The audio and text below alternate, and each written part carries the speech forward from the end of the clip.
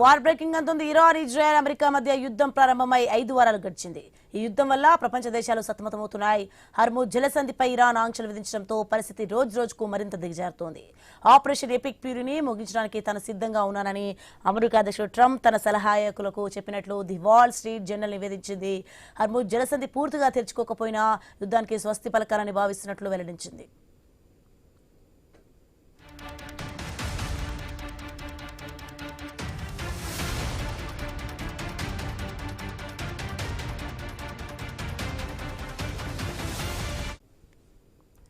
యుద్ధ ప్రారంభంలో ట్రంప్ కీలక వ్యాఖ్యలు చేశారు. 6 వారాల్లోపు యుద్ధం ముగుస్తుందని ఆశాభావం వ్యక్తం చేశారు. కానీ ఆ తర్వాత జరిగిన అనేక పరిణామాల నేపథ్యంలో యుద్ధం 5 వారాలు పూర్తి చేసుకుంది. ఇక హర్ముజ్ జలసంధిని తిరిగి తెరిపించడం అనేది అత్యంత సంక్లిష్టమైన ప్రక్రియ అని, అది యుద్ధ కాలాన్ని మరింత పొడిగిస్తుందని తాజాగా ట్రంప్ భావిస్తున్నారు. అందుకే ప్రస్తుతానికి ఆ జలసంధిని ఇరాన్ నియంత్రణలోనే వదిలేసి తన ప్రధాన లక్ష్యాలైన ఇరాన్ నౌకాదళాన్ని బలహీనపరచడం, క్షిపణి నిల్వలను ధ్వంసం చేయడంపైనే దృష్టి సారించాలని నిర్ణయించుకున్నారు. ఒకవేళ దౌత్యపరంగా మార్గం తెరుచుకోకపోతే యూరోప్, గల్ఫ్ దేశాల సహాయంతో తర్వాత చర్యలు తీసుకోవచ్చని ఆయన యోచిస్తున్నారు.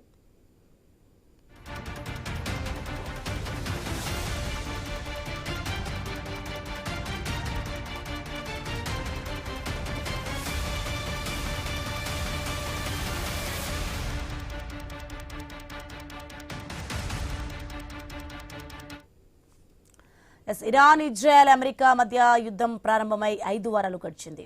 ఈ యుద్ధం వల్ల ప్రపంచ దేశాలు సతమతమవుతున్నాయి. హర్ముజ్ జలసంధిపై ఇరాన్ ఆంక్షలు విధించడంతో పరిస్థితి రోజుకు మరింత దిగజారుతోంది. ఆపరేషన్ ఎపిక్ ఫ్యూరీని ముగించడానికి తాను సిద్ధంగా ఉన్నానని అమెరికా అధ్యక్షుడు ట్రంప్ తన సహాయకులకు చెప్పినట్లు ది వాల్ స్ట్రీట్ జర్నల్ నివేదించింది. హర్ముజ్ జలసంధి పూర్తిగా తెరుచుకోకపోయినా యుద్ధానికి స్వస్తి పలకాలని భావిస్తున్నట్లు వెల్లడించింది.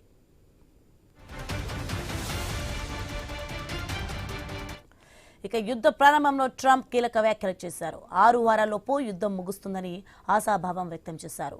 కానీ ఆ తర్వాత జరిగిన అనేక పరిణామాల నేపథ్యంలో యుద్ధం 5 వారాలు పూర్తి చేసుకుంది.